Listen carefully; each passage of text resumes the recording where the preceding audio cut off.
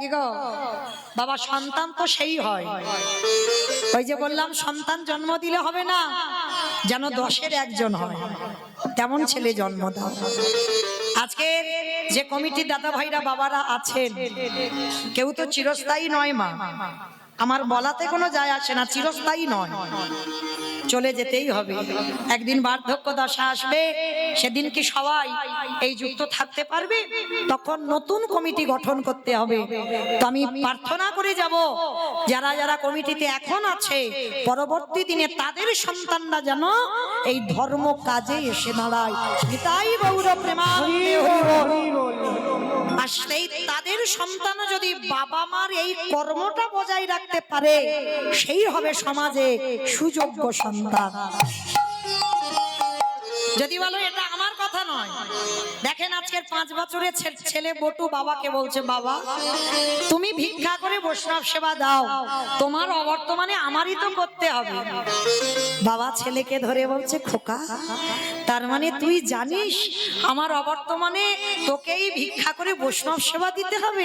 হ্যাঁ, আমি তো ছোটবেলা থেকে জন্ম থেকে দেখে আসছি তুমি এই কাজ করছো, তাহলে আমার করতে হবে না? বাহ, এই না হলে আমার ছেলে। ঠিক আছে বাবা শোন, আমি ততক্ষণে বৈষ্ণবদের সঙ্গে একটু হরি কথায় দিনটা কাটাই, আর তুই কাছাকাছি কয়েকটা বাড়ি থেকে ভিক্ষা করে আন, কেমন? বলে ঠিক আছে বাবা, আমি যাব আর আসবো। কাঁধে ঝোলাটা নিয়েছে, সাষ্টাঙ্গে দণ্ডবত প্রণাম।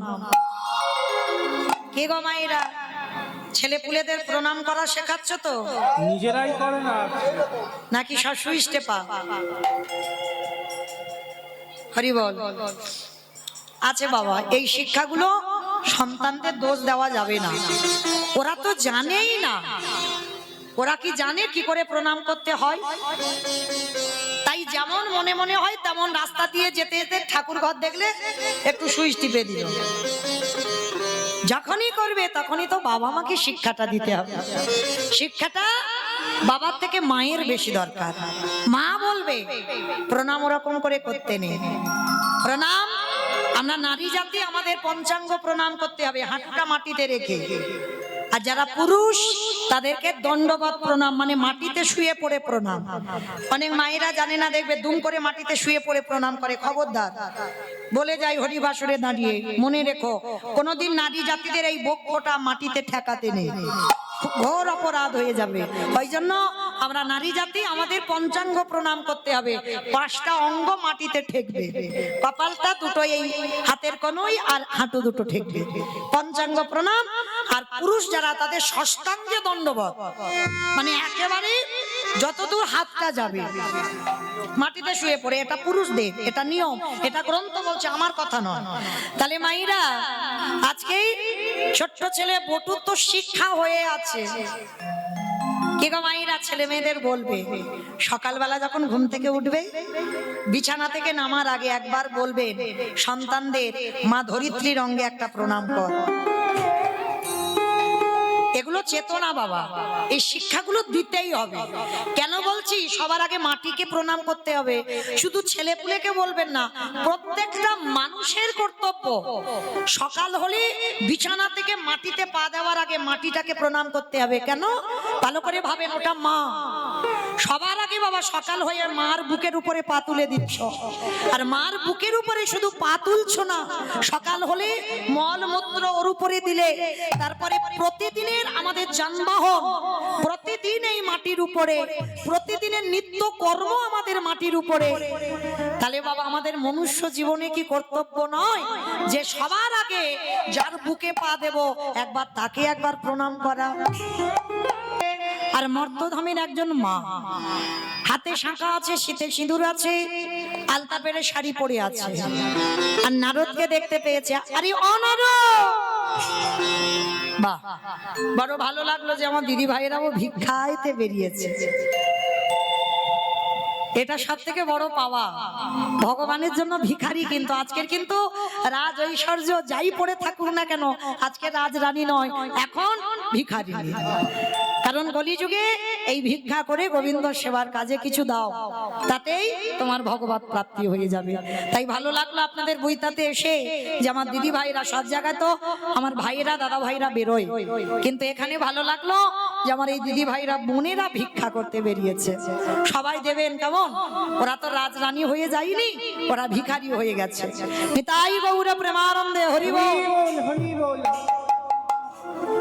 তো যেই না নারদকে দেখেছে মর্তধামের মা, মর্তধামের মা নারদকে দেখে বলে বলেন, অনারদ, নারদ, যারা যারা ভগবানকে ডাকে, যারা যারা ভগবানকে ভালোবাসে, তাদের শেষ পরিণতি কি হয় গো? আস্তে আস্তে, কথা নয়, কথা নয়, যেমন সুন্দরভাবে বসেছিলেন তেমন থাকে। তা যেই না বলেছে, নারদ বলছে, মা এ প্রশ্নের উত্তর তো আমার জানা নাই। সে কি, তুমি বৈকুণ্ঠে থাকো, তুমি ভগবানের কাছে থাকো, আর তুমি জানো না? বলে না। তো মা তুমি একটু দাঁড়াও, আমি আমার বাবার কাছে গিয়ে উত্তরটা নিয়ে তোমাকে বলে যাব। আমার নারদের বাবাকে ব্রহ্মা বলে, ব্রহ্মার কাছে যাই, উত্তরটা নিয়ে আমি বলে যাব। তা নারদ মুনি ব্রহ্মলোকে গেছে, ব্রহ্মলোকে গিয়ে ডাকছে, প্রভু। পিতার কাছে গিয়ে ডাকছে, ও পিতা, পিতা, যারা যারা ভগবানকে ডাকে, যারা যারা ভগবানকে ভালোবাসে, তাদের শেষ জীবনের গতিটা কি হয়? চতুর্মুখী ব্রহ্মা বললেন, আরো এ প্রশ্নের উত্তর তো আমার জানা নাই। সে কি, আমি জানি না? আমার বাবা, তুমি চারটে মুখ তুমি জানো না? তাহলে কে জানে? বলে, একজন জানলে জানতে পারে, যে গাঁজা ভাং খায়। আমার কে গাঁজা খাই গো? বাবা গাঁজা খায়, দেখেছো? আমার কোনদিন দেখেছো বাবা গাঁজা খাচ্ছে? তাহলে বলছো কেন? কারণ বাবা গাঁজা খায় না, বাবা তো বৈষ্ণব। তাহলে গাঁজা কলকে গুলো দাও কোথায় যায়? বাবা তো ওই নন্দী ভিঙ্গি ভূত পেতনি খাবে বলে না। আর যারা বৈষ্ণব হয় তাদের তো নেশা বর্জন করতে হবে মা, কোনো নেশা চলবে না। তাহলে খবরদার, আজকের পর থেকে কেউ বলো না যে বাবা গাঁজা খায়, কেমন? তা এইবার বাবার বাড়িটা কোথায়? কৈলাস। বাহ। এইবার নারদ আর ব্রহ্মা বাপদাটা দুজনে গেছে কৈলাসে ভোলানাথের কাছে, আর নন্দী ভিঙ্গিকে ডাকছে, এ নন্দী ভিঙ্গি। আরে বাবা কোথায় গেল? বাবাকে খুঁজে পাচ্ছে না কৈলাসে, কারণ কৈলাস ছাড়া বাবার আরো একটা প্রিয় জায়গা আছে। বলো তো মা, কোন জায়গা? শ্মশান। বেশ, শ্মশান। ধ্যানাযোগে বসেছে, আর ধ্যানাযোগে বসে দেখছে বাবা কি করছে জানো? বাবা ঘুরে বেড়ায়। আমা, বাবার বাহনটা কি গো? ইঁদুর। ইঁদুর ইঁদুর? ঢেকি? ঢেকি। কে বললো ঢেকি? শিব ঠাকুরের বাহন ঢেকি হয়? ষাঁড় মানে বৃষ। বেশ, তাহলে বাবা কি করছে? ষাঁড়ের পিঠে উঠে নারায়ণ নারায়ণ নারায়ণ। হে ভোলেনাথ, যারা যারা ভগবানকে ডাকে তাদের শেষ জীবনের গতিটা কি হয়? ভোলানাথ বলল, নারদ এ প্রশ্নের উত্তর তো আমার জানা নাই। সে কি, আমি জানি না, আমার বাবা জানে না, শিব জানে না, তাহলে জানে কে? বলে, একজন জানলে জানতে পারে, যে নামের নামী। আমার নামের নামীটা কে? যেই না বলেছে নামের নামীটা, একজনই তো পিছনে বাঁশিটা বাজাচ্ছে। কি গো, এইটা তো নামের নাম। তা যেই না বৈকুণ্ঠপতি নারায়ণের কাছে গেছে, কে? বাবা ভোলানাথ, নারদ, শিব ঠাকুর, নারদ আর ব্রহ্মা, এরা তিনজনে মিলে বৈকুণ্ঠপতি নারায়ণের কাছে গেছে। প্রভু, ও প্রভু, যারা যারা ভগবানকে ডাকে ভালোবাসে তার শেষ জীবনের গতিটা কি হয়? কথাটা শুনে বলল নারদ, এ প্রশ্নের উত্তর তো আমার জানা নাই। সে কি, আমি জানি না, আমার বাবা জানে না, তুমি শিব জানো না, আবার ভগবান যার নাম সবাই গায় সবাই শোনে তিনি জানে না, তাহলে জানে কে? বলে আমার প্রশ্নের উত্তর তারাই দেবে। কারা জানো? যারাই আমার নামে ভালোবাসে, যারাই আমার নাম বদনে উচ্চারণ করে, যারাই আমার নামে বদনে উচ্চারণ করে, যারা নয়ন জলে কৃষ্ণ তোমার হলাম বলে, কৃষ্ণ তোমার হলাম বলে, যারা রাজ তলায় নিশি যাপন করে, আজকে তার কাছে চলে যাও, আর গেলেই উত্তরটা পাবে। নারদ বলছে ঠাকুর, ভক্ত তো তোমার অনেক আছে। কি মায়ের, আপনারা কি ভক্ত নন? আমরা কি ভক্ত নই? আমার সম্প্রদায় কি ভক্ত নয়? সবাই তো ভক্ত। তাহলে সবাই যখন ভক্ত, তাহলে কোন ভক্তের কাছে গেলে উত্তরটা পাবো? তা ভগবান বলছে চলো আমি নিয়ে যাব। কোথায়? অনেকদিন যাওয়া হয়নি, মর্তের মাটিতে। বলে ঠাকুর, মর্তে তোমার ভক্ত থাকবে? হ্যাঁ, ওরা তো শুধু খেতে যায়, ঘুমাতে যায়, আর টিভি সিরিয়াল মোবাইল দেখতে যায়। বলে না রো, খাক দাক ঘুমাক টিভি মোবাইল যাই দেখুক না কেন, ওর মধ্যেও আমার ভক্ত আছে। চলো সেই ভক্তের কাছে যাব। ঠাকুর তাহলে ভক্তের বাড়ি কোথায়? চলো মথুরা জেলার অন্তর্গত অবন্তী নগর গ্রাম, সেথায় সন্দীপনীর বাড়ি, করিব স্নান। মথুরা জেলার অন্তর্গত অবন্তী নগর গ্রাম,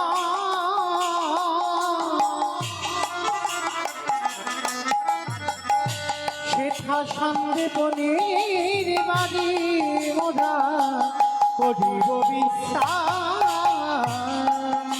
যাব আমরা ভক্তের কাছে, বলি যাব আমরা সেই ভক্তের কাছে, বিষ্ণামে লইবার তলে, বলি যাব আমরা ভক্তের কাছে। মথুরা জেলার অন্তর্গত অবন্তীনগর গ্রাম। অবন্তীনগর গ্রামে ভগবানের এক ভক্ত থাকতেন, যার নাম হলো সন্দীপনী মণি। এই সন্দীপনী মণিটা কে জানো? আমার ভগবান কৃষ্ণচন্দ্রের শিক্ষা গুরু। কৃষ্ণ, বলরাম, সুদামা এরা সবাই পড়াশোনা করে বড় হয়েছে। তো আজকে সেই সন্দীপনী মণির আশ্রমে আজকের ভগবান যাকে গুরুদেব বলে স্বীকার করেছে, সেই গুরুদেবকে পরীক্ষা করবার জন্য যাচ্ছে কে? ব্রহ্মা, বিষ্ণু, মহেশ্বর আর দেবর্ষি নারদ।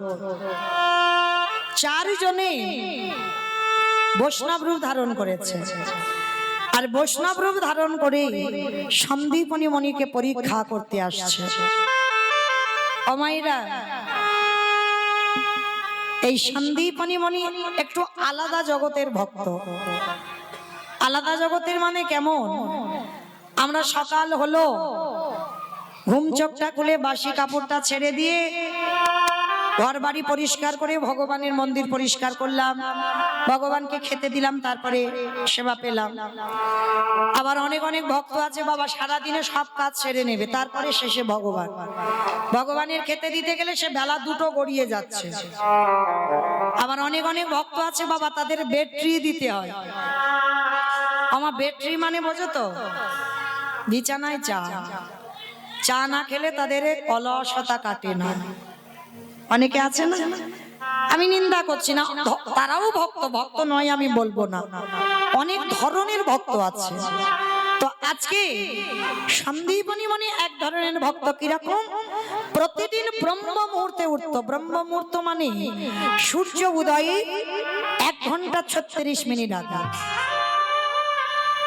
এই 1 ঘন্টা 36 মিনিট আগে উঠে যমুনা স্নান করত। যমুনা স্নান করে মা ভিজে কাপড়ে গলদেশে বসনে দিয়ে দরজার ধারে এসে বসে বসে কাঁদে। কেন কাঁদে? সংসারের জন্য নয়, ভগবানের জন্য নয়। তাহলে কাঁদে কেন? আমার দুয়ারে একটা অতিথি পাঠাও। আগে অতিথি সেবা দেব, তারপরে আমি নিজে সেবা করব, তারপরে ভগবান সেবা দেব, তারপরে আমি নিজে প্রসাদ পাবো। মানে অনেক ধরনের ভক্ত না, এই ভক্তটা একেবারে আলাদা। আগে অতিথি সেবা, তারপরে ভগবান সেবা, তারপরে নিজের সেবা। তো আজকে সকালবেলা বাবা 3 জন বৈষ্ণব সেবা হয়ে গেছে। আর বৈষ্ণব সেবা দিয়ে দরজার ধারে বসে বসে কাঁদছে, দয়াময় আমার দুয়ারে আজকে সকাল সকাল 3 জন বৈষ্ণব সেবা হয়ে গেল। যা ভিক্ষা করে পেয়েছে পারসটা সাজিয়েছে, ভগবানের চরণে নিবেদন করে জানাচ্ছে, ঠাকুর ছোটবেলা থেকে তোমায় ভালোবাসছি, ছোটবেলা থেকে তোমায় ডেকে আসছি, তুমি কি পারো না আমার ডাক একবার শুনতে? এত কাঁদি এত ডাকি, তুমি কেন আমার ডাকে সাড়া দাও না?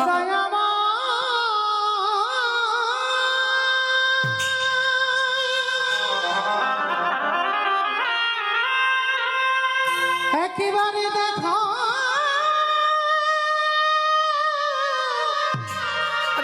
দেখা না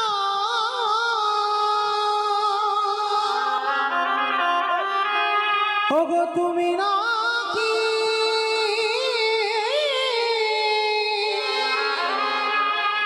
ভক্তে ভগবান। এত কাঁদি এত ডাকি, তুমি কেন শুনতে পাও না? আমি কোথাও গেলে উত্তর দাও। পাবনে দেখা ওগো দয়াময়, আমি একবার দেখা দাও। কোথাও গেলে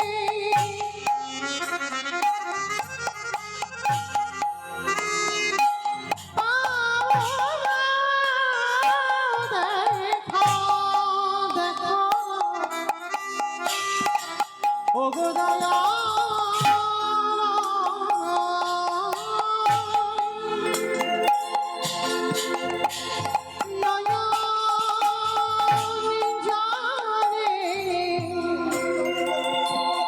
ডাকিলে উত্তর দাও। প্রভু তোমার কৃপা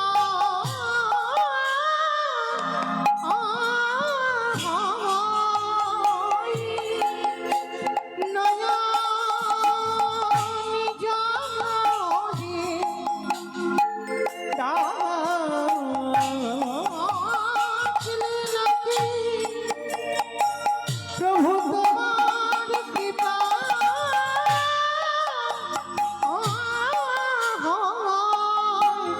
আমি কোথাও একবার দেখা দাও, দেখা দাও। সাগরে দেখা ওগো দয়া দেখা দাও, দেখা দাও, দেখা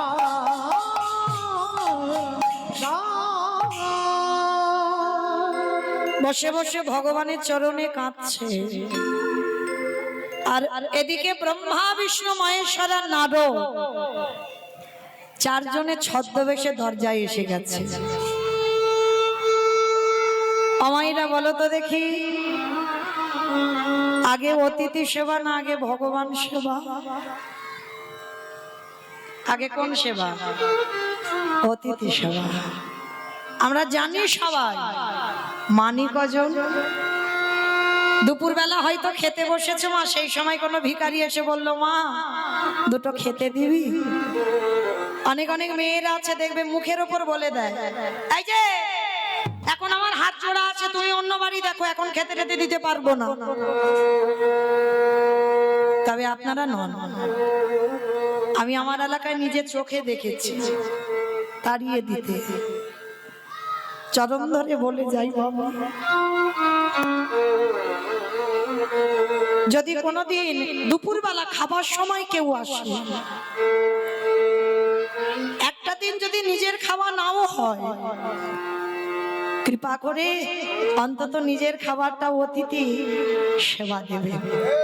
কারণ বলা তো যায় না কখন ভগবান কোন রূপে এসে দাঁড়ায়, কারণ আমরা সেই সৌভাগ্য অর্জন করিনি বাবা যে ভগবান সাক্ষাৎ এসে দাঁড়াবে। আর ভগবান বেশিরভাগ আসে বাবা অতিথি রূপে। হয়তো তুমি ভক্ত হয়েছো, অনেক সাধু অনেক কান্নাকাটি করো, অতিথি রূপে আসে। ওই যে সবার আগে বলছে বাবা মানুষ হয়ে মানুষকে ভালোবাসতে হবে, মানুষ হয়ে কখনো মানুষকে ঘৃণা করতে নেই। অনেক অনেক মানুষের কর্ম আছে, কর্মটাকে ঘৃণা করতে পারো, শাস্ত্রে আদেশ দিয়েছে কোনো মানুষকে ঘৃণা করো না, কারণ প্রত্যেকটা জীবের মধ্যে ভগবান অবস্থান করছে। সে যদি তোমার শত্রু হয়, সে শত্রুর মধ্যেও তো ভগবান পরমাত্মা রূপী আছে। তাহলে প্রত্যেকটা মানুষকে ভালোবাসতে হবে, আর মানুষকে ভালোবাসলে তবে আমার পরমাত্মা রূপী ভগবান তৃপ্তি পায়। তো আজকে সন্দীপনী মনি দরজায় ভগবান এসে গেছে, চিনতে পারিনি, ধরতে পারিনি, জানবে কি করে? ধরা দিলে না তবে ধরতে পারবে। সেবার কাজ ফেলে রেখে ছুটে গিয়ে দরজায় দেখছে মা চারজন বৈষ্ণব। বাবা বাবা বাবা, আজ আমার দিনটা খুব ভালো গো, সকালবেলা 3 জন সেবা দিলাম, আবার দুপুরবেলা 4 জন। আসুন আমার ঘরে আসুন। ভগবান কাঙালের মতো আঁচলটা পেতে বলছে, মুনিবর কিছু ভিক্ষা দিতে পারবে? 3 দিন হয়ে গেল না, ভালো করে কিছু খেতে পাইনি, কিছু খেতে দেবে গো? হাই রে, ভগবান এসে ভক্তের দ্বারে দাঁড়িয়েছে, আবার এমন ভক্তের দ্বারে দাঁড়িয়েছে বাবা যে নিজের পেটের ভাত জোগাড় করতে পারে না। এই হচ্ছে ভগবানের লীলা।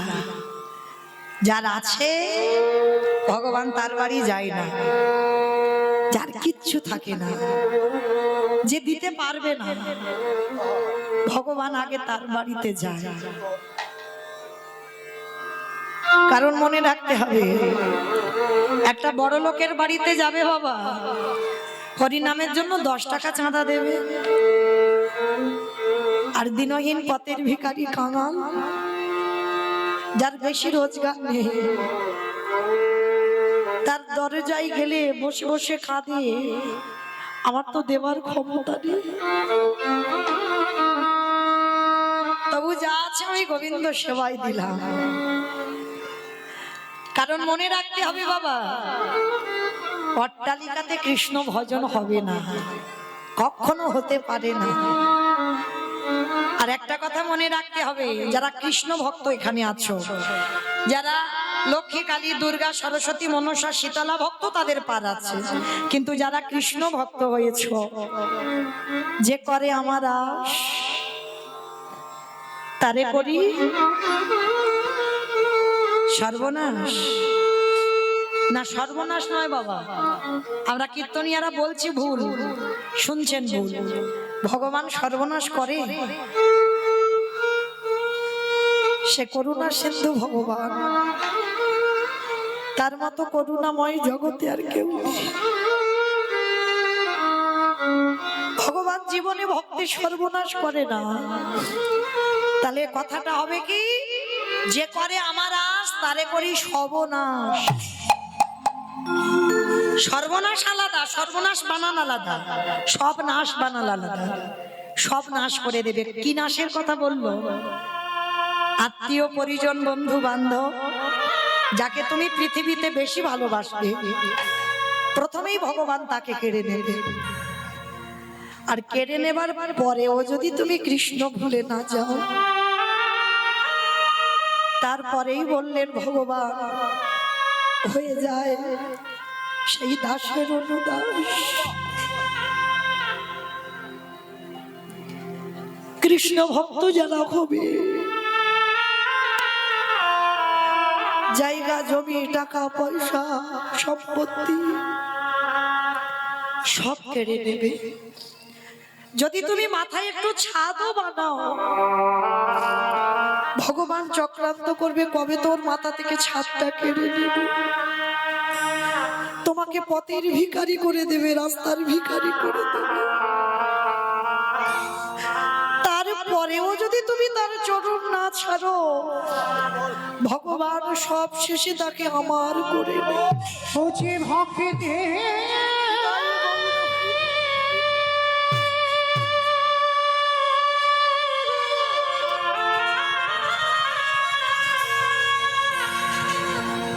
ভক্তি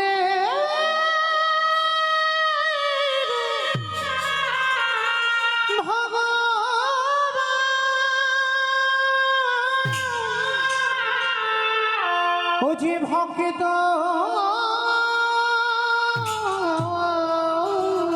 ছাড়া,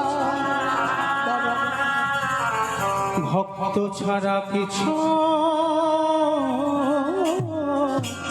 জানি না। তো আজকে সন্দীপনী মণি যেই না বাবা চারজন বৈষ্ণব এসেছে, আর বৈষ্ণব আসতেই বাবা চারজন বৈষ্ণবের চরণ ধৌত করেছে। চরণ ধৌত করে চারজনকে বসবার জায়গা দিয়েছে। আর সন্দীপনী মণি জানে তো আমার বাড়ি যা ভিক্ষা করে রেখে দিয়েছি সকালবেলা চারজনের হয়ে যাবে, কিন্তু অত সোজা নয়। ওই যে করে আমার আজ তারে করি সব নাশ। যা যা খাবার ছিল ভগবান সব খেয়ে ফেলেছে, কিচ্ছু আর ঘরে নেই। আর চারজনকে বসিয়ে রেখে বাবা যেই না ঘরে গিয়ে হাঁড়িটা খুলেছে, একটাও চাল ডাল দেখতে পাচ্ছে না। এ কি, কোথায় গেল সব চাল ডাল? আর এই সন্দীপনী মণির একটা ছোট্ট 5 বছরের ছেলে আছে, বাবা যাকে বটু বলে ডাকতো। বাবা ডাক দিয়েছে, অবটু বটু এদিকে আয় বাবা। হ্যাঁ রে বাবা, আমার এই হাঁড়িতে চাল ডাল সবজি রেখেছিলাম, দেখেছিস বাবা? কই, আমি তো জানি না বাবা। আমি জানবো কি করে? সে কি, চাল ডাল রেখেছিলাম তাহলে গেল কোথায়? বাবা তোমার চোখে জল, তুমি কাঁদছো, কি হয়েছে বাবা? খোকা, আমার বাড়ি চারজন বৈষ্ণব আছে, কি দিয়ে সেবা দেব বলতো? ও এই জন্য তুমি চিন্তা করছো? দাও তুমি একটু ঝোলাটা দাও, আমি একটু কাছাকাছি গ্রাম থেকে ভিক্ষা করে আনি। পারবি বাবা তুই? কেন পারবো না, কেন পারবো না আমি ভিক্ষা? তুমি আমার বাবা এই কর্মগুলো করে যাচ্ছ, আর আমাকে বড় হলেও তো এই কর্মেইতে যুক্ত থাকতে হবে। বাবা ঘুরে বেড়ায় ষাঁড়ের পিঠে, বাবা চড়ে বেড়ায় ষাঁড়ের পিঠে। বাবা বুড়ো শিব গো, বাবা বুড়ো শিব, আমারে বাবা বুড়ো শিব গো, বাবা বুড়ো শিব। ঘুরে বেড়াই ষাঁড়ের পিঠে, বাবা ঘুরে বেড়াই ষাঁড়ের পিঠে। আমারে বাবা বুড়ো শিব গো, শিব গো। ওই মন্দিরের বাবা বুড়ো শিব, ও শিব গো, মন্দিরের বাবা বুড়ো শিব। আবার শ্মশানে মশানে থাকে, তাই হচ্ছ ভাই মতে। শ্মশানে মশানে থাকে, তাই হচ্ছ ভাই মতে। হরি হরি বলে গো, হরি হরি বলে। ঘুরে বেড়াই ষাঁড়ের পিঠে, বাবা চড়ে বেড়াই। শিব গো, শিব গো। ওই